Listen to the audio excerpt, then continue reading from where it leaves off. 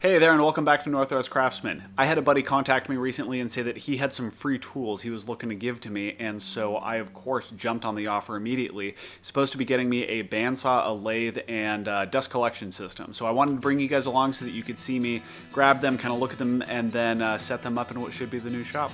Alright, here we go. Of the three tools that I mentioned, the bandsaw was really the one that I was primarily interested in because it will allow me to resaw much of my lumber.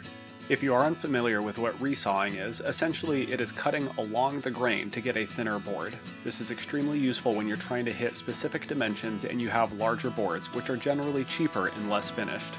A huge shout out to my brother Joe and his channel Living on Wheels for letting me borrow his truck, which made moving these tools a whole heck of a lot easier. I will link his channel down in the description.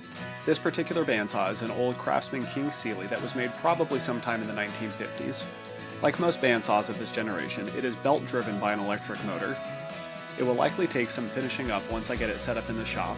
Probably need to replace the blade and probably need to replace the tires on the wheels as well. But once we crack it open, we'll see what we have on the inside and see what needs to be done. The other tools that I got were a lathe that is also belt driven and a dust collector which has a 4-inch hose capacity on it. The dust collector will be really handy around the shop because it will allow me to free up the cyclone and the shop vac. The lathe will also be handy because it should open up some other possibilities for projects. I'll let you guys enjoy some of the beautiful shots of the Oregon countryside as we're on our way to the new shop.